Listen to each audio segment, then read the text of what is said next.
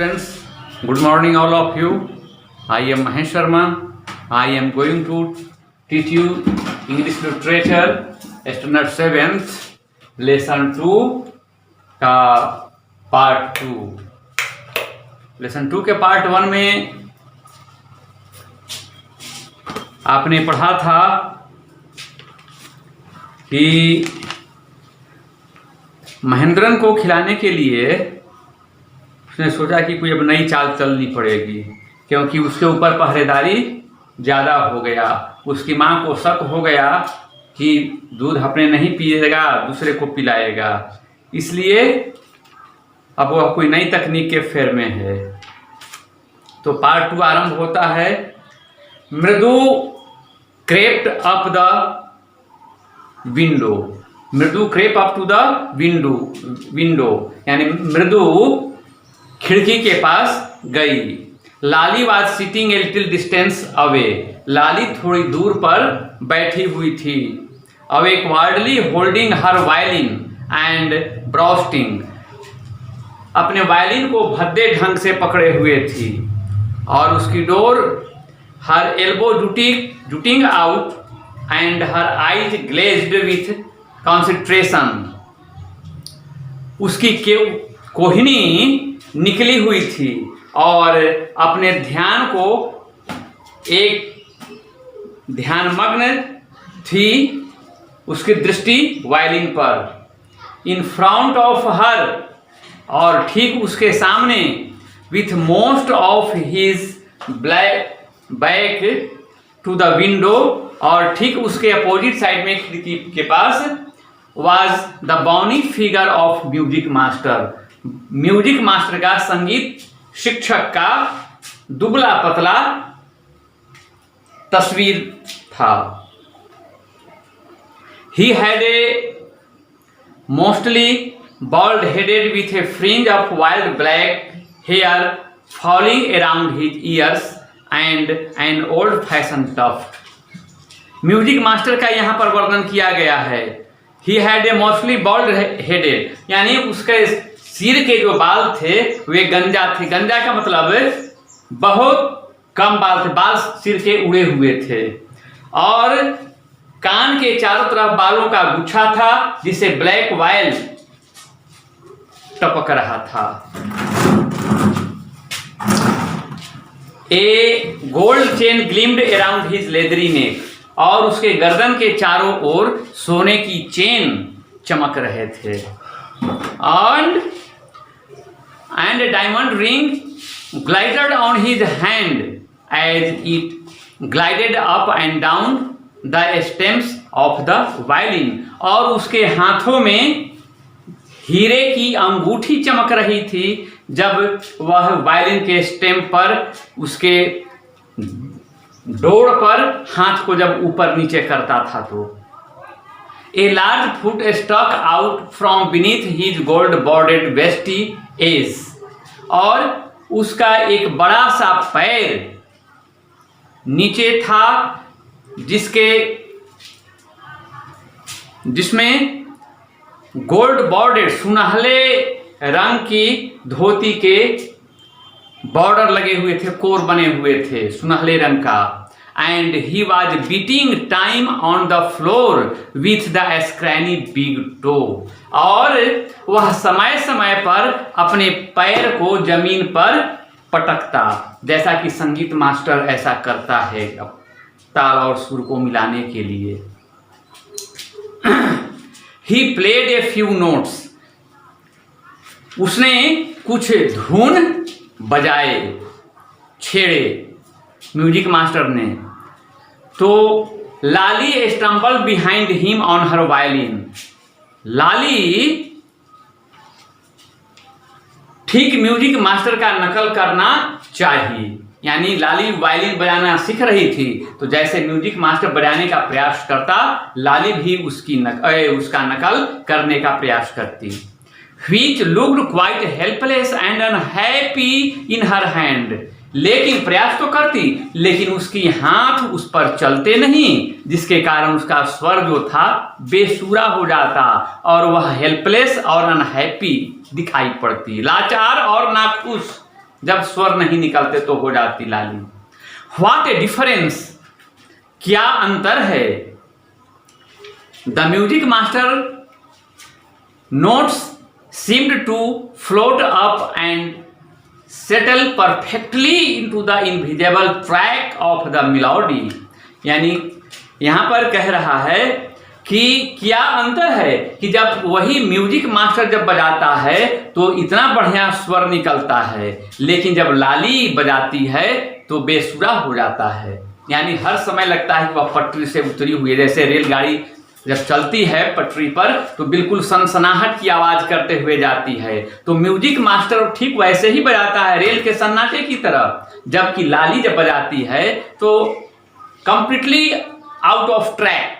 तो लाली जब बजाती है तो ऐसा लगता है कि बराबर रेलगाड़ी पटरी से उतरी हुई है, यानी बेसुरा बजाती है, कहने का भाव ये है। It was like the wheels of a train fitting smoothly into the rails and whizzing along as Ravi said। Ravi ने कहा कि जब म्यूजिक मास्टर बजाता है तो रेल के सन्नाटे की तरह जाती है, धुन निकलती है। मृदु stared at the huge wearing the hand moving effortless up the violin's stem making lovely music।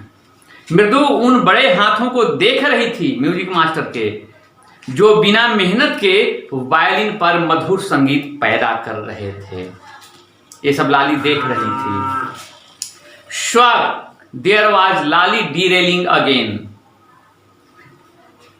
लाली फिर पटरी से उतर गई, यानी लाली को बजाने नहीं आ रहा है वायलिन। तो मृदु कहता है कि लाली फिर पटरी से उतर गई। अम्मा केम ए वेल फ्रॉम द गेट। अम्मा, ओ अम्मा। तो मृदु जो है वह माँ को आवाज लगाता है कि अम्मा, ओ अम्मा। Ravi send that beggar away. उसकी माँ कहती है कि Ravi send that beggar away, उस भिखारी को जाने के लिए कहो, यानी भगा दो। Cried his mother from the back बरामदा। उसकी माँ ने जोर से चिल्ला करके कहा पीछे वाले बरामदे से। Where she was chatting with Tapi. पीछे वाले बरामदे में से उसकी माँ ने कहा जहां पर तापी के साथ बात कर रही थी। He has been coming here every day for the past week. भिखारी के बारे में कह रहा है कि he has been coming here, वह यहाँ आ जा रहा है एवरी डे, प्रतिदिन। अब फॉर द पास्ट वीक, पिछले सप्ताह से, यानी पिछले सप्ताह से भिखारी यहाँ पर प्रतिदिन अब आ जाता है। And it is time he found another house. और यह समय है कि अब वह दूसरे घर की तलाश करे। किस लिए? टू बेग, भिक्षा के लिए। फ्रॉम पाती एक्सप्लेन टू तापी। पाती ने तापी से कहा। Mridu and Meena followed Ravi out. Mridu, Meena और रवि ये सभी बाहर आए। The beggar was already in the garden. भिखारी बगीचे में पहले से ही था। Making himself quite at home. तो वह घर की तरह आराम फरमा रहा था। कौन? भिखारी। Making himself quite at home. He had spread his upper cloth. उसने अपना अपर क्लॉथ यानी गमछा कह सकते हैं या चादर कह सकते हैं, कंधे पर जो रखता है। तो ही हैड स्प्रेड का माने होता है फैलाना। तो he had spread his upper cloth under the neem tree. उसने नीम के वृक्ष के नीचे अपना ऊपरी क्लॉथ यानी चादर जो था बिछा दिया था नीम के पेड़ के नीचे। And was leaning against it's trunk. और पेड़ की धड़ में के पास बैठ करके और वह आराम कर रहा था।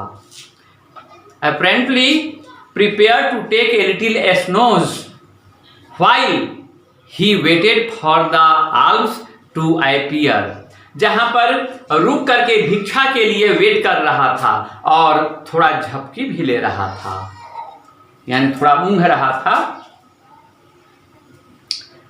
सेड रवि स्टर्नली, रवि ने कठोरता से कहा, करुण आवाज में, my paati says it is time you found another house to beg from.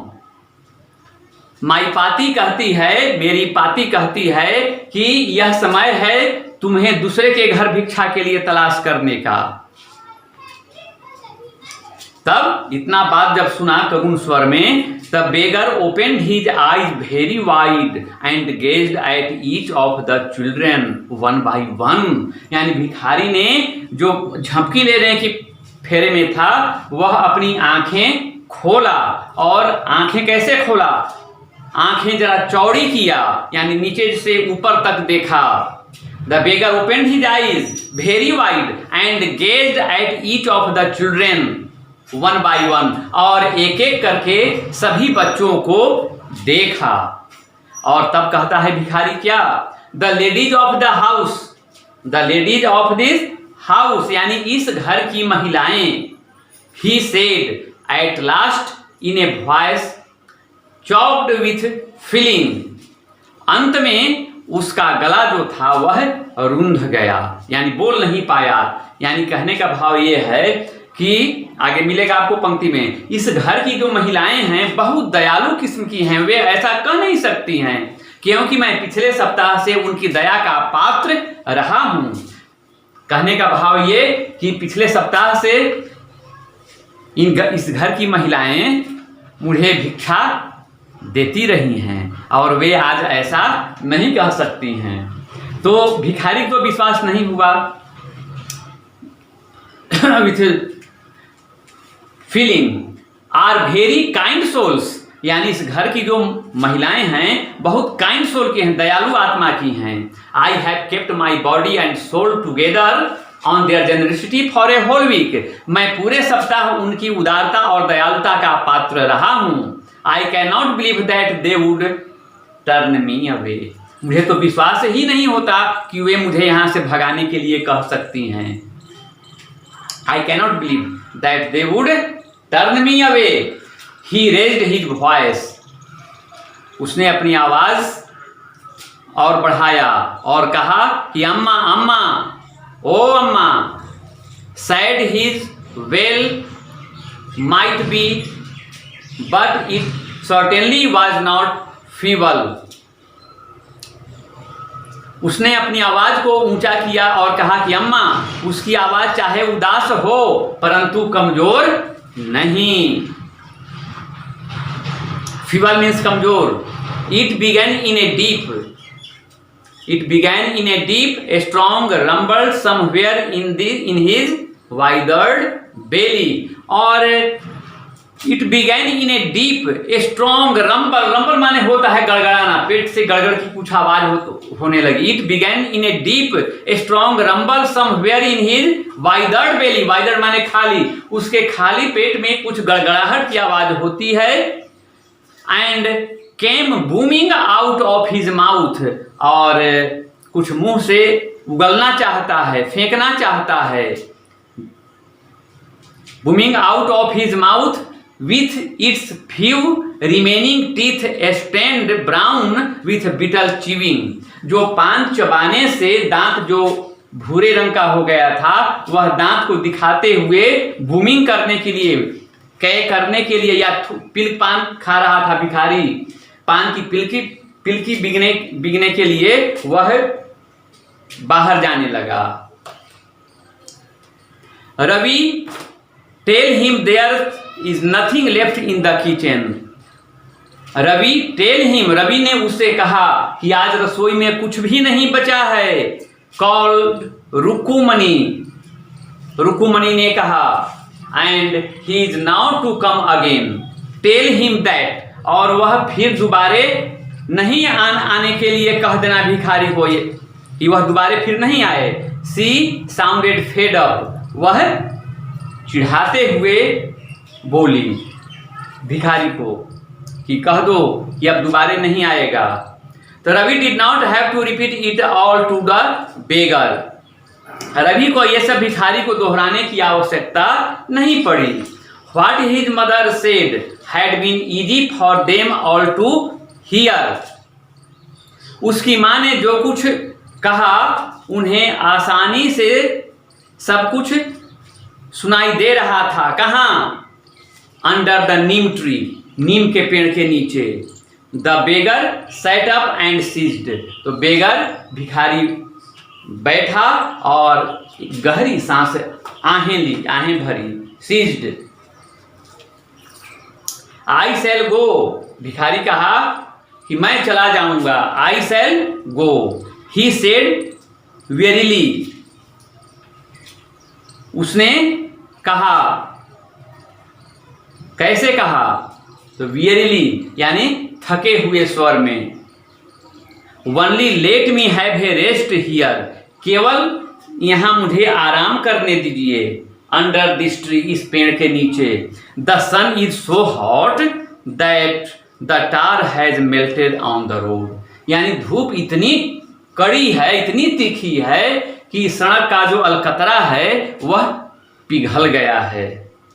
My feet are already blistered, मेरे पैर में पहले से ही फफोले पड़े हुए हैं, जख्म बने हुए थे, क्योंकि भिखारी के पैर में चप्पल नहीं थे और गर्म सड़क पर चलने से उसके पैर में छाले पड़ गए थे।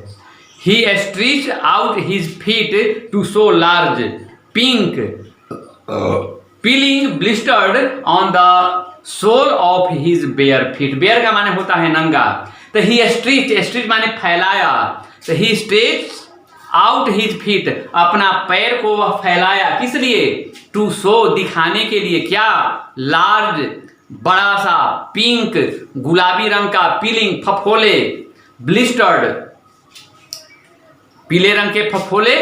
On the sole of his bare feet, उसके नंगे पांव के तलवे में दिखाने के लिए वह ब्लिस्टर्ड फफोले दिखाया उसने कि देखिए, आप कहते हैं जाने के लिए, मेरे पैर बहुत जख्म हैं पैर में, कैसे मैं चल पाऊंगा इतनी गर्म सड़कों पर। I suppose he does not have the money two by chappals, मैं मानता हूं कि उसके पास चप्पल खरीदने के लिए पैसे नहीं हैं। मृदु विस्पर टू मीना रवि, मृदु ने मीना और रवि से, विस्पर माने होता है कानाफूसी करना, धीरे धीरे बात करना, तो मृदु ने मीना और रवि से ये बात धीरे से कहा। कौन सी बात? कि भिखारी के पास चप्पल खरीदने के लिए पैसे नहीं हैं। Have you got an old pair in the house somewhere, क्या तुम्हारे घर में कहीं पुराना एक जोड़ी चप्पल है? अगर है तो दे दो भिखारी को। I do not know said Ravi, मैं नहीं जानता। रवि ने कहा कि घर में है कि नहीं है पुराना, मैं नहीं जानता। Mine are too small to fit his feet, मेरे तो इतने छोटे हैं कि भिखारी के पैर में नहीं आ सकता। और I had given them to him, अगर ऐसा संभव होता तो मैं उसे दे देता। हमारा चप्पल तो उससे हटेगा नहीं मेरे पैर का। And his feet were larger than Mridu's and Meena, और उसके पैर यानी भिखारी के पैर तो मीना और मृदु के अपेक्षा काफी बड़े थे। This the beggar was shaking out his upper cloth and tightening his dhoti, बेचारा भिखारी क्या करता? The beggar was shaking out his upper cloth, अपना जो गमछा जो बिछाए हुए था जमीन पर उसको उठाया, झाड़ा, शेकिंग किया, हिलाया डुलाया। Out his upper cloth and tightening his dhoti, और अपने धोती को जरा कड़ा किया। He raised his eyes and looked fearfully at the road, उसने नजरें उठाई ऊपर और सूरज की तरफ यानी धूप की तरफ भयानक पूर्वक डरा हुआ देखा सड़क पर। ग्लिमिंग इन द आफ्टरनून हीट, जो दोपहर की गर्मी में चमक रहा था। He needs something on his feet, उसके पैर को किसी चीज की जरूरत है। मीना सेड, मीना ने कहा। Her big eyes feeling it is not fair, उसकी बड़ी बड़ी सी आंखें भर आई और यानी बहुत वह उस पर दयावान हो गई। और उसकी आंखें भर आई का मतलब उस पर वह दया से भर गई, उसकी आंखों में आंसू भर आए और तब वह कही इट इज़ नॉट फेयर, यह उचित नहीं है जो भिखारी को यहाँ से जाने के लिए कह दिया, यह ठीक नहीं है। तो यहाँ पर सेड रवि ने आहें भरा जरा सा किया, बेचारे को भगा दिया। I am thinking about it, मैं तो इसी के बारे में सोच रहा हूँ। Blubbering it is not fair, blubbering का माने होता है फफोला निकल जाना, blubbering. It is not fair, यह उचित नहीं है। It is not fair, it is not going to help, it is not going to help, मैं उसे सहायता नहीं करने जा रहा हूं। In 2 minutes he will B frying his feet on that road, 2 minute में वह अपने पैरों को सड़कों पर जला रहा होगा, भुना रहा होगा। यानी सड़क जो था वह बहुत हीट में था और उसका पैर जैसे कड़ाही में सब्जी कैसे भूंजा जाता है उसी प्रकार से उसका पैर भी भूंजा जाएगा। What he needs is a pair of chappals, उसे एक जोड़े चप्पल की आवश्यकता है। So where do we get them, इसलिए हम उसे कहाँ से पा सकते हैं। Come let's search the house, आओ घर में ढूंढते हैं। He pushed Mridu and Meena into the house, वह मृदु और मीना को घर में ले गया खोजने के लिए पुराने पेयर का। Just as she stepped into the बरामदा, जैसे ही उसने बरामदा में कदम रखा, Mridu's eyes fell on the old looking chappals, तो मृदु की निगाह पड़ गई पुराने चप्पल रखे हुए, मृदु की दृष्टि पड़ गई। She had noticed when she arrived, जब वह आया था उसी समय वह देखा था उसको। रवि सी व्हिस्पर्ड टू हिम, रवि से उसने धीरे से कही। हुज आर दोज, धीरे से कही कि वे जो चप्पल हैं पुराने वे किसके हैं। Ravi turned and glanced at the shabby looking but sturdy old slippers, Ravi मुड़ा और देखा उस चप्पल को, वह कैसा था। At the glanced at the shabby looking, shabby का मतलब होता है धूल धूसरी दिखाई पड़ना, shabby looking but sturdy old slippers, परंतु वे बहुत मजबूत चप्पल थे। ही बिम्ड एंड नोडेड, उसने अपना सिर हिलाया और कहा these are just the right size, और कहा कि ये ठीक माप के हो जाएंगे उसे। He said picking them up, उसे उठा करके देखा।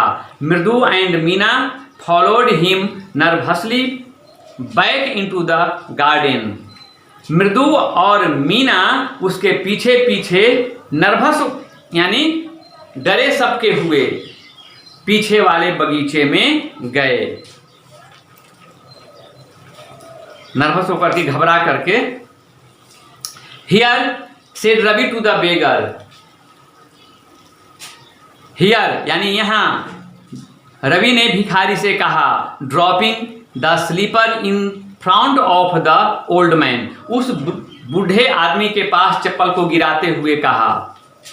Wear these and not come back, पहन लो इसे और दोबारे फिर इधर मत आना। The beggar stared at the slippers, stared का मतलब मीनिंग होता है निहारना, देखना। The beggar stared at the slippers, भिखारी ने चप्पल की तरफ देखा और hurriedly flung his towel over his shoulder, और अपने तौलिए को कंधे पर लहराता हुआ पुश्ड हिज फीट, उसमें उस स्लीपर में अपना पैर रखा। Into them and left muttering a blessing to the children, और मटरिंग का माने होता है बुदबुदाते हुए, तो और बच्चों को यानी धीरे धीरे की आवाज में आशीर्वाद देते हुए, ब्लेसिंग टू द चिल्ड्रेन, बच्चों को आशीर्वाद देते हुए चला गया। इन ए मिनट मिनट भर में he had vanished around the corner of the street, minute भर में वह गली के कोने से अदृश्य हो गया यानी गायब हो गया। The music master came out of the house and look an appreciative look at three of them sitting quietly under the tree playing marbles. अब जब म्यूजिक मास्टर वहां आया, जब घर से बाहर, तो देखा इन तीनों असराहनीय बच्चों को, असराहनीय नजरों से देखा इन तीनों बच्चों को जो नीम के पेड़ के नीचे चुपचाप से, very quite under the tree, बहुत चुपचाप से बैठे हुए थे, बहुत शांत भाव से, और प्लेइंग मार्बल, और कंचे खेल रहे थे। Then he searched for his chappals in the verandah, और तब वह अपना चप्पल बरामदे में खोजने लगा। Where he had put them, where he had put them, और कहा कि मैंने यहीं पर अपना चप्पल खोला था, लगा। The music master came out of the house and took appreciative look at three of them sitting quietly under the tree. असराहनीय नजरों से भिखारी ने उन तीनों बालकों को देखा जो बहुत शांत भाव से नीम के वृक्ष के नीचे बैठे थे और कंचे खेल रहे थे। Then he search for his chappals, तब वह अपना चप्पल खोजने लगा। Where he had put them, जहां उसने उतारा था। Thank you. Remain part of this story is another day. Thank you very much. Stay home, stay healthy.